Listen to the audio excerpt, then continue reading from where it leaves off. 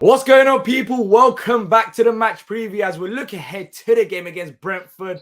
3 games in already. The season is flying by, and I'm joined by T, AJ, and Stan here to get all the insights ahead of the game. But as always, we want you involved, so let us know your thoughts and predictions ahead of the game in the comment section down below. And if you do enjoy the video, make sure to hit the like button and subscribe if you're new here. Let's try and get over 100 likes once again. Thank you to you all for your support. Whew. Defeat, people, defeat. I'll start off with you, T.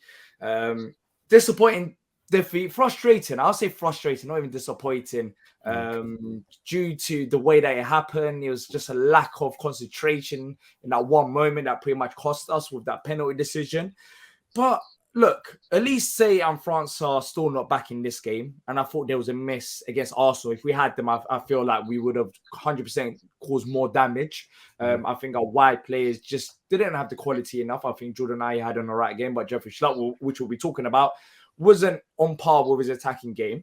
Do you still have the confidence that we can bounce back after what you saw? Because against Arsenal, we weren't that bad. But saying that in attack, we really couldn't break them down as well. So, T, how do you see the game against Brentford going?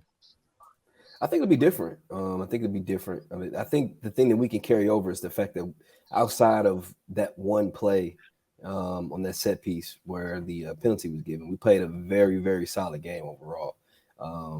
Prior to that, I mean, I think they may have only had maybe one shot on target prior to that goal. You know, they didn't have any shots on target in the first half.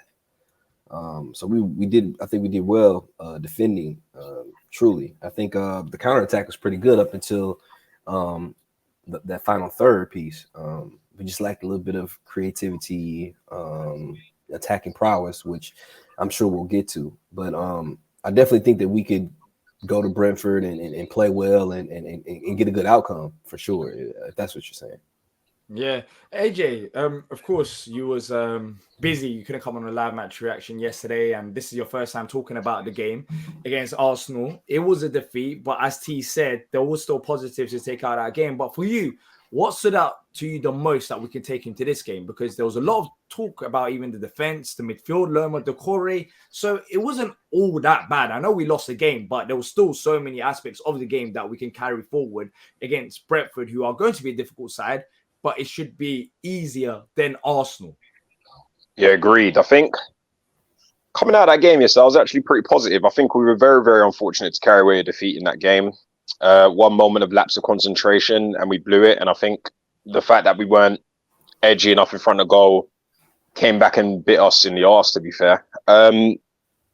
Yeah, I mean, at the end of the day, it's a different opponent, Arsenal to Brentford. That doesn't mean that Brentford are going to be walkovers as such, but for me, it's definitely a situation and scenario where I was very impressed with how we played. I thought defensively we were relatively quite solid. Even coming forward, our fullbacks were pretty decent. I thought the subs that came on, the young boys, Hamada and Rak-Sakyi, looked very impressive and gave Roy something to think about going into this game as well. I think the work that worked for Arsenal is defensively and shape-wise, they were actually pretty solid. And I think the whole point was they isolated Eze. They won't have the fortune. A team like Brentford won't be as equipped to be able to do that. So I think that we could potentially be looking at a very different type of game altogether. And I feel a lot more positive about getting a good result. Don't you think that they could do that, though? I'll open up to everyone. I think they can. I think they've got a quality, Brentford. I don't think they're that, bad. I know they're drop-off from Arsenal. I don't think there are many teams as good as Arsenal in the league. There was second place last year. And even, I'll be honest, even Arsenal, when they faced us yesterday, they didn't look like the Arsenal that I saw last season anyways. But that's a whole different discussion.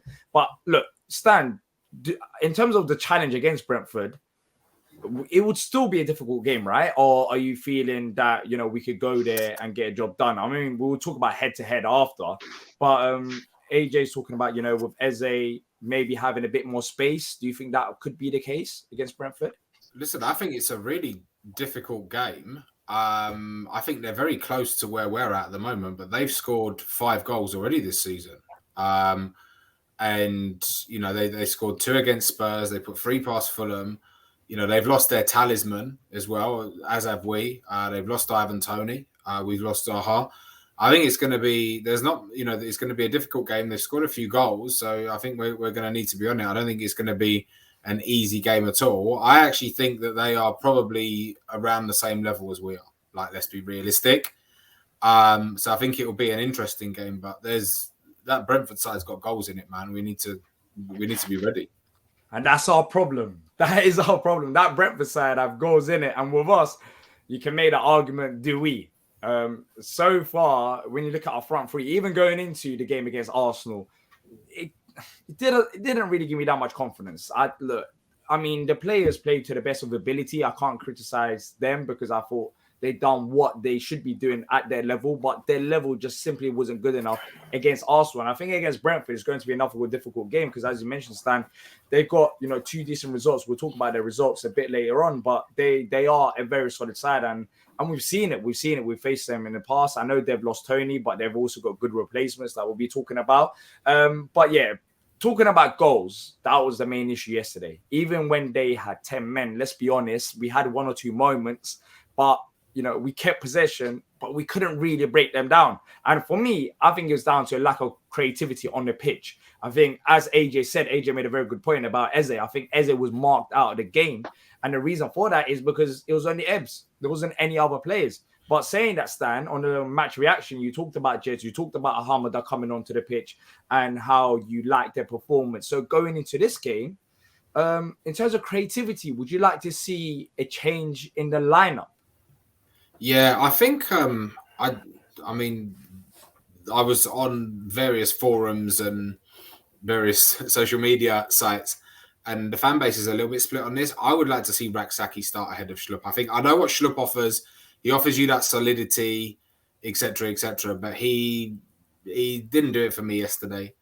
And I think I would like to see a little bit of creativity. I'd like to see a young Rak-Sakyi run at their fullbacks a bit, see if he can cause them some problems, show us what he's about. So I would like to see him start.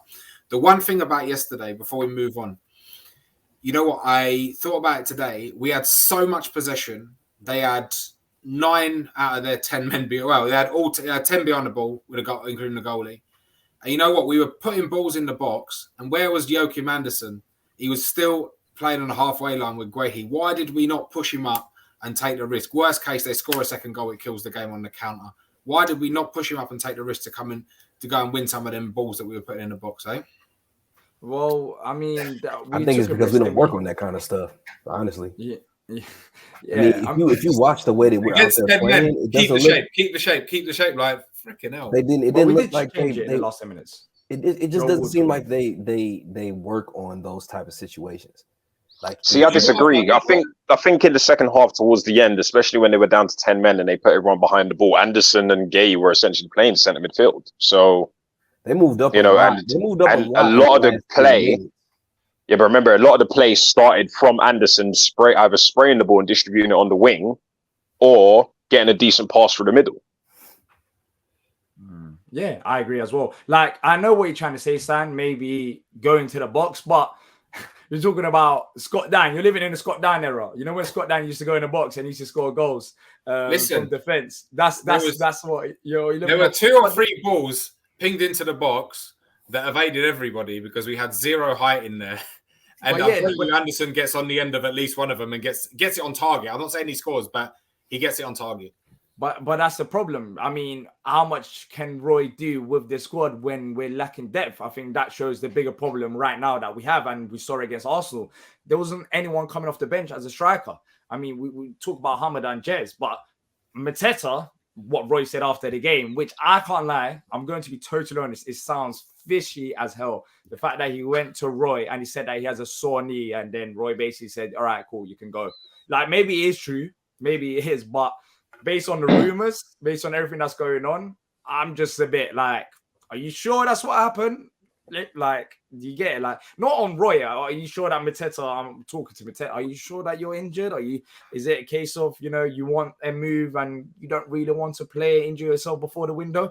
I don't know. I'm making hypotheticals right now. That's what I'm thinking. I'm not 100% certain that could be the case, which is frustrating because we need a striker. But look, let's talk about Jess and Hamada. So people, as Stan said, there's this debate going around. Should Jez start ahead of Schlupp? Should Ahmada start ahead of Schlupp? T, can you see Roy changing it up? And do you think he should change up? Do I see Roy changing it up? No, I do not.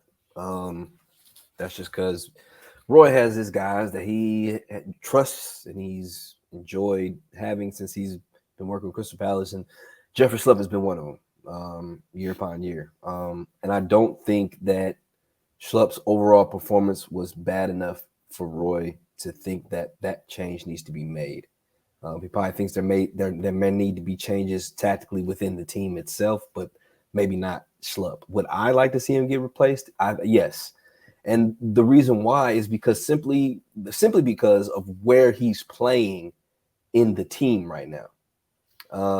When he plays in the central, when he plays in the center, he's not being asked to challenge other players by going at them in one-on-ones and trying to be and trying to press and be creative and get goal contributions as much.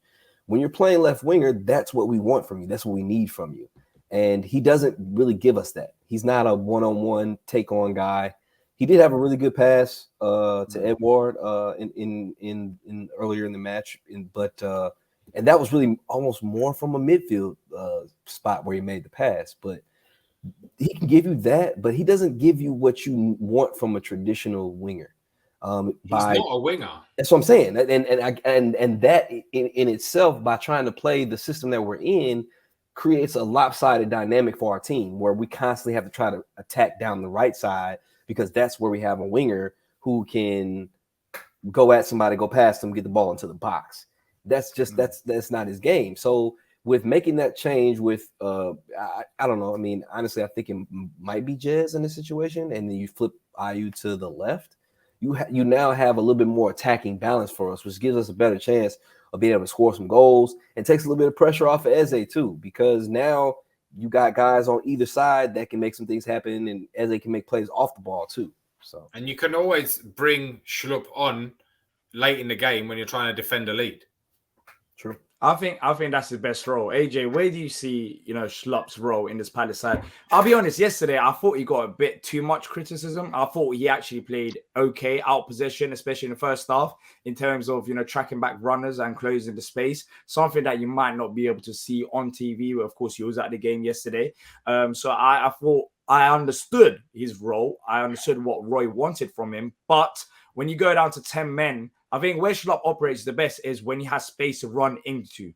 When it's a low block, when the team is just sitting back, that's when, he doesn't have the technical abilities to break teams down. That's how I think. So for you, AJ, where do you think Schlupp's best role is? And if it is a case of, similar type of performance against Arsenal, do you think that would be good enough against Brentford? His role on the bench outside the stadium. No, that's harsh. That's harsh. He's all right. Outside if you ask me a question, I'm going to give you the answer in it. But no, in all fairness, I'm playing them. In all fairness, though, man. In all fairness, I think he wasn't terrible yesterday, but because everyone was of a certain standard, when he makes a mistake, it's amplified, isn't it? So there was at least 2 or 3 occasions I could remember verbatim where he either lost the ball or he made the wrong pass or he made the wrong decision. And it's something I'm seeing out of him too long. For me, impact sub. Because he does have the energy. He does, when he's switched on, has the skill, but there's no consistency to there. For me, what I've seen from Schlupp, at least over the past year-ish, is he'll have one good game, but then 2 or 3 bad ones. If we're serious about progressing and moving up to the next level, that's not the kind of man I need to be relying on. That's why we just need to get these wingers back fit and strong as possible so we can kind of put him back to that impact sub. Because I feel like he's definitely, has something to offer. I'm not going to take that away from him. He's got something to offer. He always pops up with a random goal or the random assist out of nowhere. And he's definitely got a little bit of technique about him as well. But he's just a non-starter for me. For anything, he's just going to be essentially a substitute for one of our starting 3 midfielders for me. That's it. Yeah, and I think he's a very good squad player. I agree. I think we need to slowly transition into that. But right now, as we have said, because of the players that's out injured, I just don't see that happening. But then again, when everyone is fit, it's going to be very interesting to see Schlupp's role because, as T said, he rates Schlupp. Roy does, and he has in the past, and he's still continuing that faith right now. But when you have Elise that's fit, I mean, Elise definitely starts. So he's going to be between Jordan, Ayew, and Schlupp. And then you can make an argument what's going to happen with France, because then you're talking about potentially Schlupp and Ayew dropping to the bench. So look, for now, we don't unfortunately have that privilege. We're not going to be able to see whether Roy drops Schlupp or Ayew for Lisa and França. But in a few weeks' time, that's going to be very interesting to see what happens there. So in terms of Brentford's start to the season, they drew against Spurs 2-2. I watched that game. They were very solid against a Spurs side that has changed this season, and they beat Fulham 3-0 comfortably. Very good XG numbers. So, T, what have you made of Brentford's start to the season so far without Tony?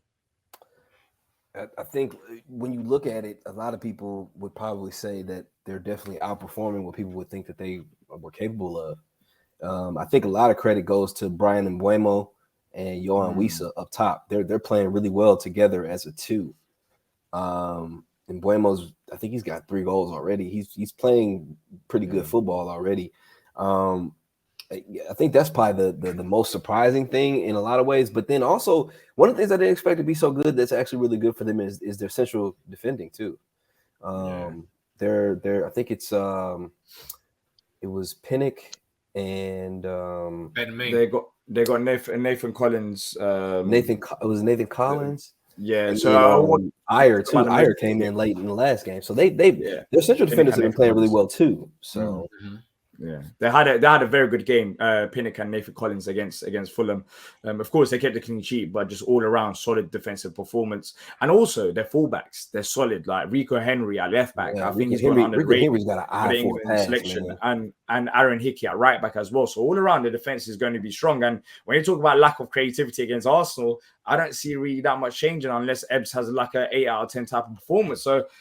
Look, we're going to see if Roy makes the changes. I think this side needs a bit more creativity, and it is against Brentford, which is going to be difficult. But as we all agree, I think we can go head to head against Brentford, which we have done in the past. So it might be a case of that one creative player change in the game, and that might be Jez or Hamada. But let us know what you guys think in the comment section down below. Now, let's ask a question in terms of a head to head. How many wins have we got against Brentford in the last 4 games? Should I ask this to Stan? You already got it. 0. And okay, how many wins has Brentford got against Palace? 0. You are right. You are right. So in the last 4 games, the most recent one being that 1-0. Thank you, Patrick. Thank you, Patrick.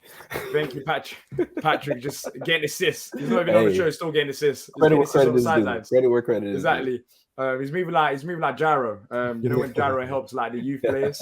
That's how it's moving right now. Yeah. So yeah, the most recent game against them at their ground, funny enough, was that 1-0 when Jordan Ayew gave away the ball, and I think that probably had a big impact on whether Vieira stays or goes. I know he wasn't directly that game, but if we beat Brentford, maybe things can change here and there. And then we also drew 1-0 at our ground last season, and the season before 0-0 at their ground and 0-0 at our ground. Exactly. So this season, we're going to talk about score predictions. But I mean, I think we're all leaning. Before we say our score predictions, I think we can all agree that we're going to lean towards a draw. But look, the players that we've mentioned so far in terms of Brentford's side of things to worry about, I think we saw he got out injured against Fulham, so he didn't play the last 10 minutes, which will be interesting to see whether he's fit. I guess we'll find out in opposition preview, which will be coming out tomorrow. And then Mbeumo, he's the man to stop. But look, the fullbacks that we had, Mitchell, I thought Mitchell done a very solid job defensively, and Joel Wood as well. So in terms of going into this game, Stan, have you got a bit more confidence that we can deal with their main attacking threats without Tony? Yeah, I think we can. I think that the problem with our fullbacks is that they're not really overlapping fullbacks. Do you know what I mean? Like they get forward, but there's no product in them getting forward. It takes a while. They struggle to get back quickly, and I'm not worried about the defense. I think we just need to create more and be more clinical in front of goal. You know what I would have said? There was a couple of times yesterday when we could have just pulled the trigger and had a shot, and we didn't. There was that chance. Who was your man? Was it Gabriel that slide tackled Ayew at the last minute. Was it him? It could have been, yeah. They had like so many defenders on. And like 5, Ayew 6. could have just pulled the trigger. Like, I know it's obviously like it's momentum and stuff like that, but pull the trigger straight away. You know, work the keeper. And there was a couple at the other end where I think we should have just had a shot, really. But listen, yeah, we got to create something and we got to shoot more. I'm not worried about the fullbacks or the defense. Yeah. AJ, just quickly, in Paddy's side of things, we talked about Ebbs, but let's talk about Eddie, because there was another discussion on social media whether Edouard had a good game or not. For me, I personally feel like there wasn't enough space for him to operate. That's why Eze had to drift out wide, because they just shut down the middle and they basically said, go out wide. And when we did go out wide, that's when they pressed us. So I thought they'd done a relatively solid job defensively. But in terms of Edouard yesterday, when he did get them touches, I thought his touches looked as similar to Sheffield United, and as in he was trying to, it wasn't completely off the pace. He actually looked like a solid footballer that can actually do 1 or 2 link-up play. But for you going into this game against Brentford, you expect a bit more from him in terms of attacking contribution, hopefully. Yeah, I think he actually had a half decent game yesterday. He started well. I still believe he's got this kind of mentality where he just needs to get within 3 yards of the goal before he actually takes a shot, or bang out of nowhere, or just rocket one out of the box. So maybe he's overdue one to get a winner against Brentford finally. But I liked him yesterday. I felt like he actually looked like he wanted to try, and he actually put the work and the effort in, rather than sort of lazing about, drifting, not really trying to work hard for the balls. But actually quite impressed with him yesterday. I don't know what Roy's been telling him, but it seems to be working. I liked what I saw out of Eddie yesterday. I thought he was all right.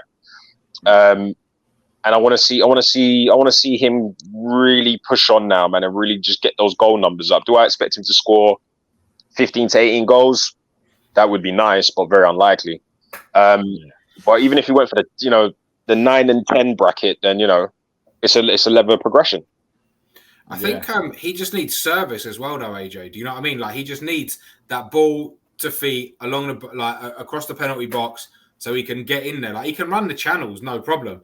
But he's not a back to goal striker. He needs to be facing the goal, and the ball needs to be coming to him. Do you know what I mean? Yeah. But then the thing is with that, Stan, he's capable of dribbling the ball into the box, which we've seen him do 100 times. He just gets But tackled. the thing is, it's almost like, the last decision, his final decision, is always the worst one.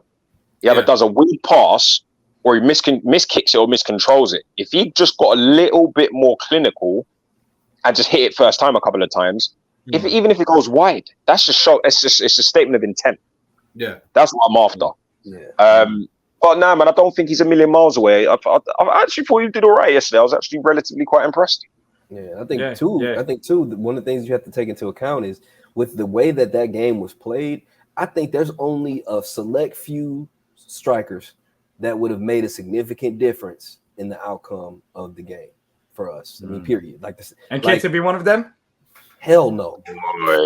Couldn't finish his dinner. No. Couldn't finish his dinner. I think there's a disrespect there. I know. No. The reason why, here's the reason why I say that though. When I say a select few that are very special, because you have to be so good in order to read the game, make the runs, get into position, and finish. No, but he done everything apart from the finish. And I think he finished his dinner, Wait. That is why I would not pick Nketiah.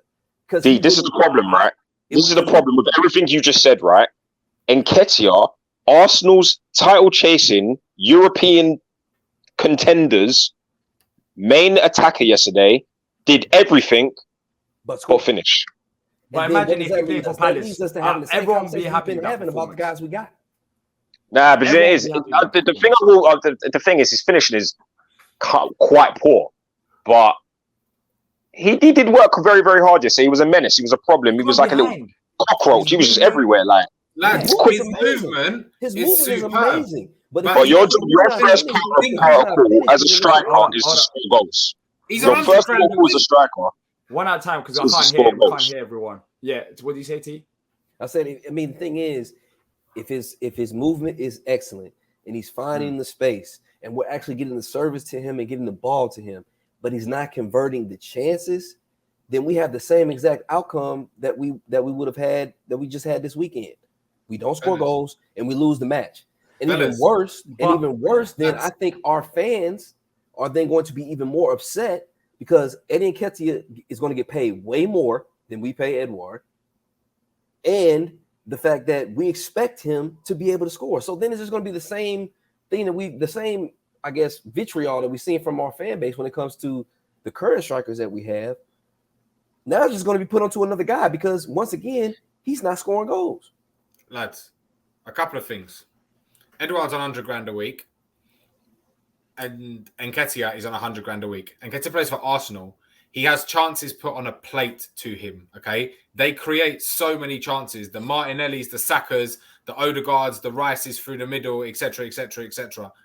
He cannot fit. Yesterday, he could not finish his dinner. I think he's like an Andy Cole. He needs like 10 chances to score 1 goal. What if he had an off day in front of goal? He didn't. Is he having an off year? Because he's taking his sweet time to get there. He has scored goals. He has scored goals for Arsenal. Yes, but the knock on him has been the fact that it takes him multiple opportunities. He's a 1 out of 3 striker. He can convert 1 out of every better than 1 out of 5, solid. 1 out of 7. Yeah, but there is for where Arsenal want to be and what Arsenal want to achieve. That ain't it. That's just not it. Yeah. He's just not it.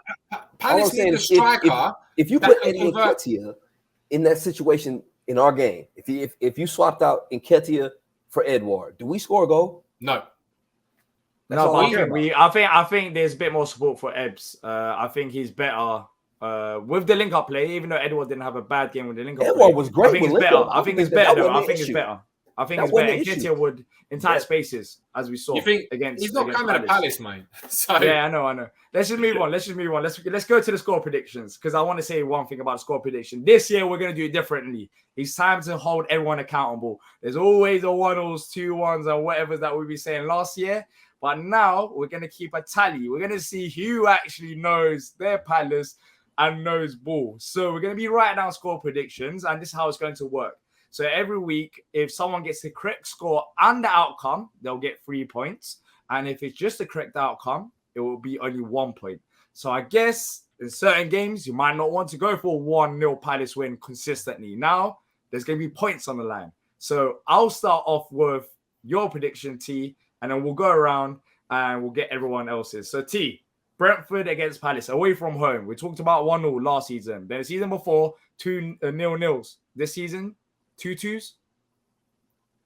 1-1. Long mid rain for the for the draws. 1-1. 1-1. Okay. So cool. So 1-0 says T. AJ, what are you going with? 2-1 Palace. I'm putting the chips in, baby. I'm putting the chips in early. 2-1 Palace. All right. So we got 1-0 from T, 2-1 from AJ. Remember, the correct outcome and the score is 3 points, and just the correct outcome, 1 point. So we can repeat scores here too, because it's really about what you think is going to be and what point. Exactly. Yeah, okay, right. Exactly, because I wrote down my score prediction beforehand, and it's similar to someone else. Well, saying that someone else is Stan. How do you see it going? What? It's the first one. I'm going in. I'm going 3-0 Palace. Edouard hat-trick. This guy is trying to get relegated in the score on the table. He's trying to get 0 points. Ever going to a casino with this man? Ever? He's trying to get 0 points. You know what? We laughing on Saturday. You know what? Because if it's Edouard hat-trick, I should get 4 points. I mean, if it's Edouard hat-trick, I'll buy you the shirt and I'll get him to sign it for you, mate. Like, yeah, bro. I mean, you know how many shirts I've got coming on Saturday potentially? Because of Patrick saw. Yeah. Well, I've got a free shirt out of that. If that happens, I think we can all agree that we'll give you 4 points for that. If Edouard scores a hat-trick and Palace win 3-0. But I'm going to go for 1-0. I'm going to go for 1-0 in this game. As we can see, we love a draw against Brentford. And I think it'll be another tight encounter. I think we got a goal in us. But also, they've got quality in attack. It all depends on whether Wissa is injury-free. But look, people, we'll get the graphics up next week for the league table. Of course, this is the first time we're doing it this season. So everyone's on 0 points. But we'll see how it goes. Let us know in the comment section down below, who do you think is going to win the prediction table come end of the season? Are you Team AJ, Team Stan, Team D, or Team T? Team T sounds great. Don't be stupid. Don't be stupid, people. Come on now. Exactly. I mean, if you're Team Stan, then I don't know what on earth you're putting your bets on, but until Christmas, I'm going to see how far I can go with outrageous predictions and how far it's going to get me. Bro, you're trying to get He's already relegated. So you're regretting playing it. all out attack. I All out love attack it. right now. Trust I me. love It's keep it calm, Stan. Keep it calm. Get I some points, love then it. go all out attack. Try to get some points first. But hopefully it's a 3-0 and hopefully we'll all look forward to come end of it. But look, that's it for this preview. As always, if you have enjoyed it, make sure to smash the like button and also subscribe to not miss out on future Palace content. There'll be the opposition preview coming out, match reactions, Palace news, much more. So make sure you turn on the notification bell. Thank you to T, AJ, and Stan for joining us today in this preview. And until next time, up the Palace people, keep safe. Out the Palace.